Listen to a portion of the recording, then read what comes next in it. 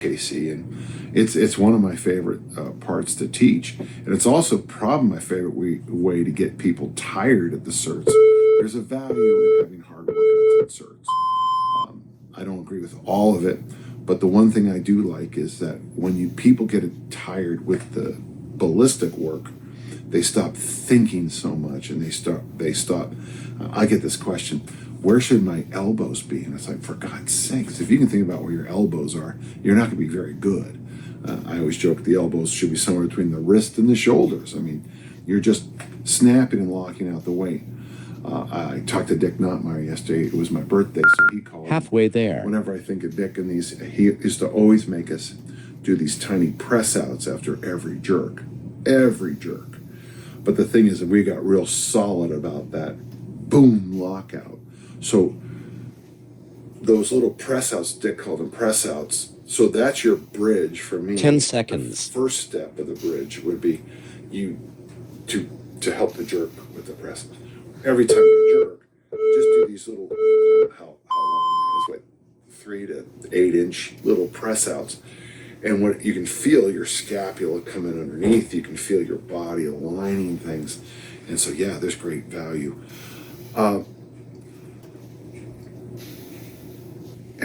For most people who just want to look good, just doing presses would be all you really need. But if you want to get stronger, add those ballistic jerks so you can handle more load over time. And of course, the more load you halfway there use, the more time under tension and the more hypertrophy you should be seeing. Gosh, I hope that helps. So, yes, I'm a big believer in using the jerk to help the press and using the press to help the jerk. How you get there is going to be 10 seconds. I suggest if you're using kettlebells to talk to somebody who knows what they're doing. And of course, if you're using the barbell, a few minutes with an Olympic lifter, or even just watching a good Olympic lifter will give you most of your answers. Thank you. Good question.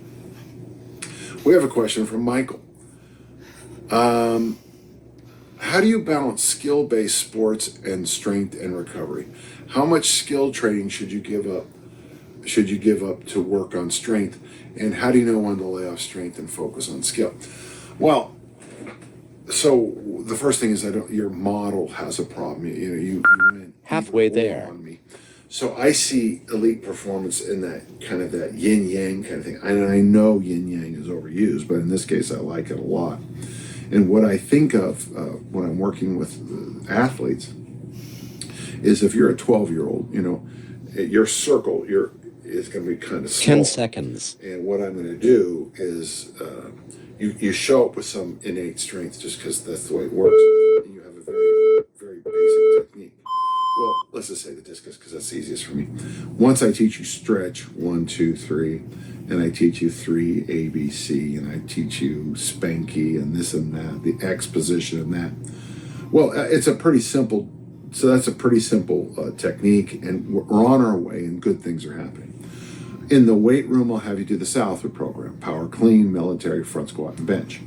And over time, what I want to do is increase your technical side halfway there and increase your strength side. So, over time, we're spending a lot more time thinking about arousal and training. There'll be a lot more situational stuff. What if you foul your first 2 throws? What are you going to do? There'll be a lot of technical ideas. It'll be fun.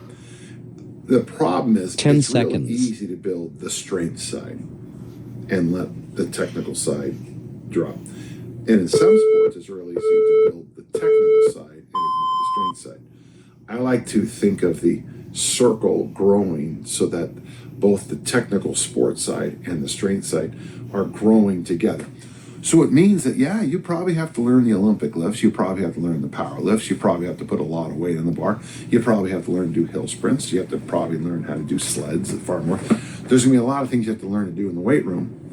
But at the same time, we're also doing a lot of, different drills to really build up this and that on your technical side. Halfway there. That's how I look at it. Now, you asked about recovery. And the truth is on recovery, you do hit a certain stage as a performance athlete where you need to recover more and more and more because the thin edge of high performance sports 10 is seconds. such that doing anything at the competition numbers is exhausting. I mean, if you're an elite sprinter, you're running 900 meters. You need a lot more recovery than some high school kid running. Well, I remember we had a kid who thought he was fast. He ran a 16-second 100 meters. Oh my gosh! I mean, glacial. I didn't have the heart to tell him how bad he was. But it's a lot easier to recover from a 16-second 100 meters than it is from a 9.9. It's a lot easier to recover from a 200-pound clean and jerk than a 500-pound. Halfway there. That's all obvious.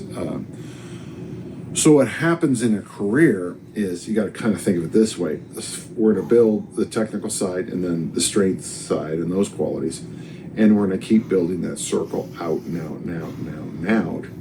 And then all of a sudden, the recovery. 10 seconds. Now, you can get away with just sleeping 8 or 9 hours a night, eating reasonably intelligently, for a whole bunch of that early process in the youth development. But then there's going to become a time where you can't just rely on the simple stuff. You're going to have to get a lot more elegant with your nutritional interventions, anywhere from restricting certain macronutrients on certain days to overdosing them on other days, literally dosing them on other days. The use of things like caffeine, and of course I'm just thinking out, but I've got a sauna right there. I've got those magic little Halfway there. vibrating gun and all that stuff. The vibrating gun and foam rolling is really nice if you have your 12-year-old do them, but frankly, they don't really need any high-end tools. Now, learning how to use them probably has value, but once you get that circle 10 to a seconds. certain size, so you're an elite performer, you probably aren't going to keep pushing the technical side and the arousal side, the mental side, very much farther. And you're probably not really, once you bench 400, snatch 250, clean 300, you're strong enough to be an elite thrower.